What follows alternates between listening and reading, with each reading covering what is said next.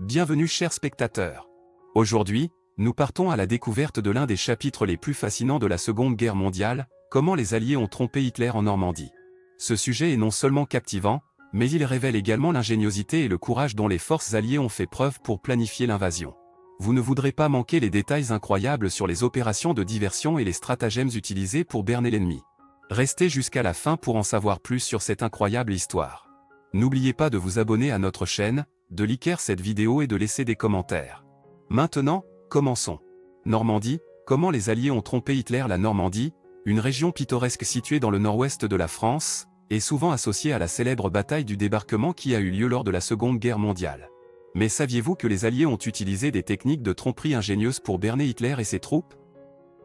L'une des tactiques les plus audacieuses utilisées dans cette opération était connue sous le nom de fortitude. Il s'agissait d'une campagne de désinformation qui visait à convaincre les Allemands que le véritable débarquement aurait lieu ailleurs, dans la région du Pas-de-Calais. Pour ce faire, les Alliés ont mis en place un réseau élaboré de fausses informations et de fausses unités militaires. Parmi les éléments clés de cette tromperie, il y avait la création de la First United States Army Group, une armée fictive dirigée par le général George S. Patton. Les Alliés ont veillé à ce que les Allemands soient convaincus de la présence de cette armée en organisant des exercices militaires simulés et en diffusant de fausses informations sur ses mouvements et ses préparatifs. Une autre astuce utilisée pour tromper les Allemands était la fabrication de faux équipements militaires. Les Alliés ont construit de fausses infrastructures et de faux chars en carton et en bois, qu'ils ont soigneusement positionnés le long de la côte de la Manche. De loin, ces faux chars semblaient réels, et les Allemands ont été induits en erreur quant à la puissance de l'armée alliée. Mais la tromperie ne s'arrêtait pas là.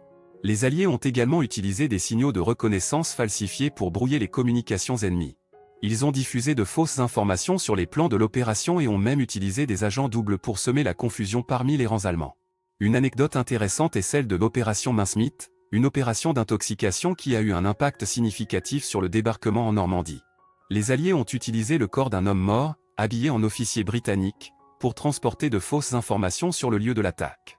Les Allemands ont rapidement intercepté ces documents et ont été convaincus que le débarquement aurait lieu en Sardaigne et en Grèce, alors qu'en réalité, ils se préparaient en Normandie. Ces techniques de tromperie ont été un élément essentiel de la réussite du débarquement en Normandie. Elles ont permis aux Alliés de maintenir l'effet de surprise et de détourner l'attention des Allemands de la véritable cible. Sans ces stratégies audacieuses et créatives, l'issue de la bataille aurait pu être très différente. Ainsi, la Normandie est bien plus qu'une simple région pittoresque. C'est le théâtre d'une des opérations militaires les plus audacieuses et les plus réussies de l'histoire. Les Alliés ont utilisé leur ingéniosité et leur créativité pour tromper Hitler et ses troupes, et ainsi changer le cours de la guerre.